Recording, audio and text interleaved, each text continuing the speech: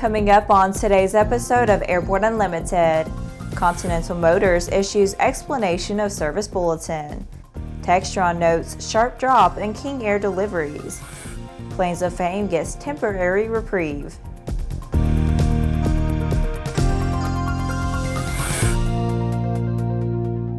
Hello, I'm Laura Hudson. It's April 24th and this is Airborne Unlimited. Continental has provided A&N with an explanation of its recently released MS-05-8B.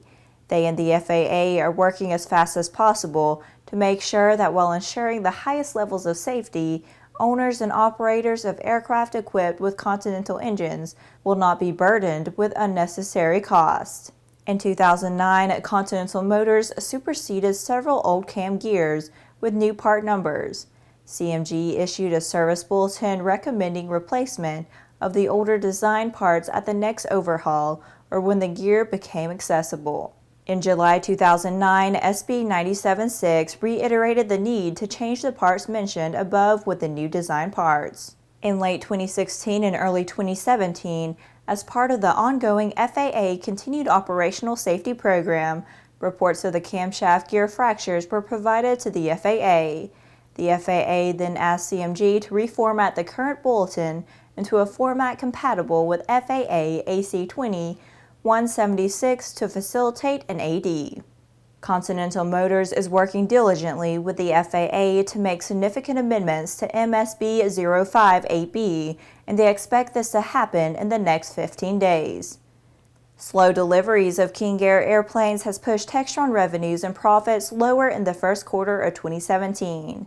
Revenues at Textron Aviation were down $121 million, primarily due to lower military and commercial turboprop volumes, according to a company news release.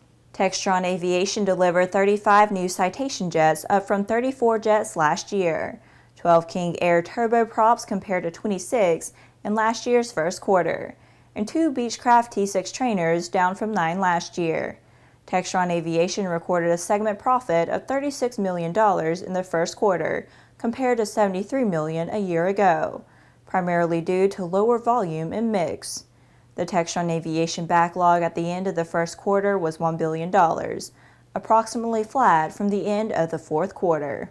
Bell revenues were down $117 million as Bell delivered 27 commercial helicopters compared to 30 units last year. 6 V-22s in the quarter, flat with last year's first quarter, and 3 H-1s compared to 10 H-1s last year. Segment profit was up $1 million despite the decline in revenues, primarily due to improved performance. The Bell backlog at the end of the first quarter was $5.7 billion, up $292 million from the end of the fourth quarter. After the break, Planes of Fame is still hoping for an air show. Concorde's recombinant gas RG series sealed battery technology produces a high-performance battery with the advantages of being pre-tested and fully charged at the factory. Find out more about Concorde's entire line of batteries at www.concordebattery.com. Concorde, the heart of your aircraft. There's a difference between charting a steady course and pushing for the ceiling. And for nearly a century, Hartzell Propeller has been defining that difference. It's in our passion for engineering and research and our dedication to testing the limits of performance. We are built on honor. We are Hartzell Propeller. Sandia introduces the new SAI 340 Quattro TSO'd airspeed, attitude, altitude, and slip. With integral backup battery, safety never looked so good. See it now at www.sandia.aero.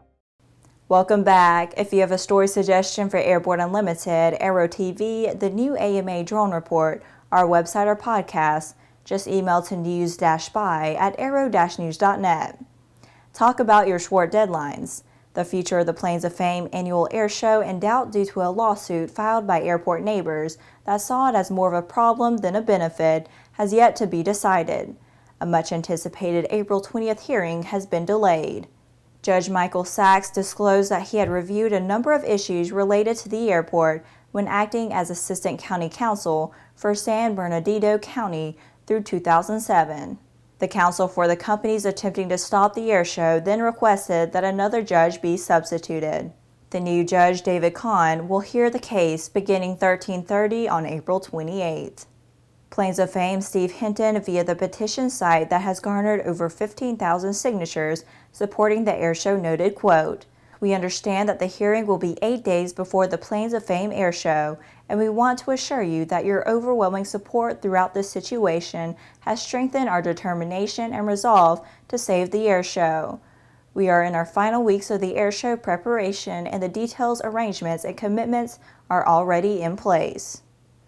We'll keep you updated." Each week we share with you an online video that one of our viewers found especially entertaining. We call it our Aero Video of the Week. Final liftoff of Atlanta. Have you ever wondered what it might be like to have to deal with a sudden dead stick emergency while flying at the Reno Air Races? Well, here's your chance. Search 2014 Precious Metal Dead Stick After Engine Failure on YouTube. After these messages, U2 accident report released. Redbird Flight Simulations is dedicated to revolutionizing flight training by designing, manufacturing, and delivering affordable and innovative flight training technologies. Each Redbird device is designed to enhance the training experience for pilots of all levels, from student to ATP. Redbird is quickly becoming the industry standard for flight training. Since Redbird introduced its revolutionary FMX in 2007, colleges, universities, and flight training operations around the world have integrated Redbird products into their curriculum. It's time to discover what Redbird can do for you. Join the migration. Based on the popular Sling 2 LSA, the Sling 4 was designed to be the most practical and desirable lightweight four-place experimental aircraft on the market. Find out more about this 115 horsepower turbocharged airplane at airplanefactory.com. Welcome back. With so much news coming out of the aviation industry, we're summarizing some other interesting stories in a brief segment we call Around the Patch.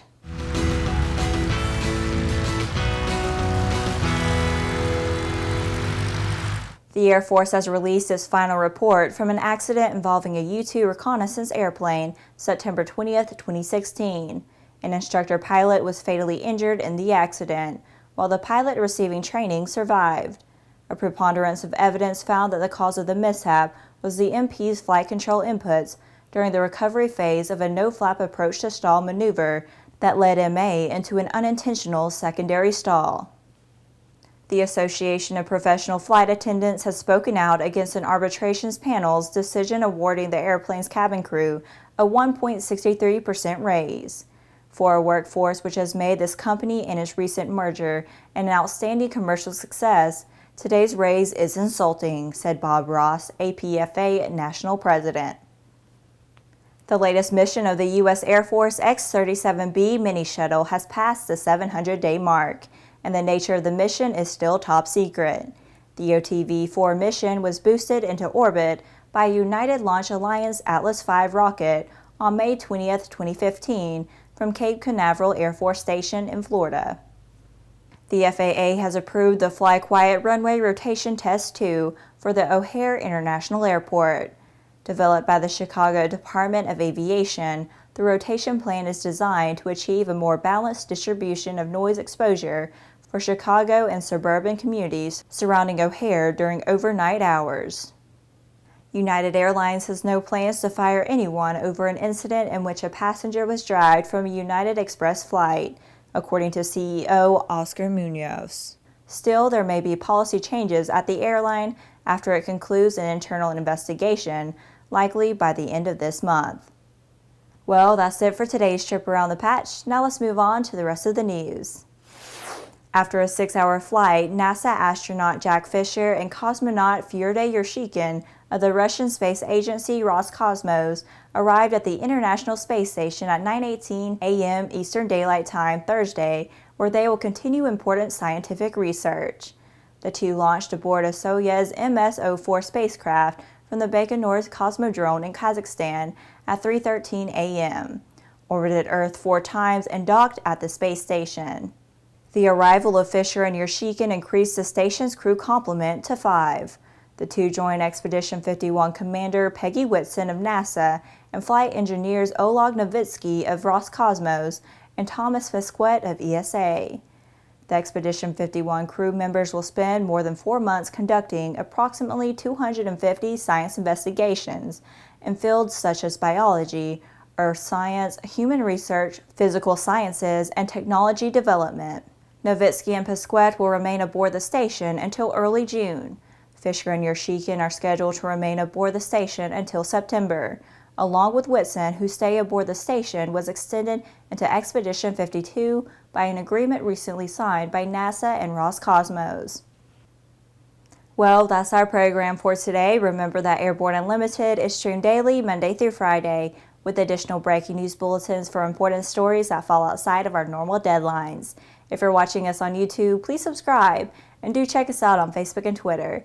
Get comprehensive, real-time, 24/7 coverage of the latest aviation and aerospace stories anytime at aero-news.net.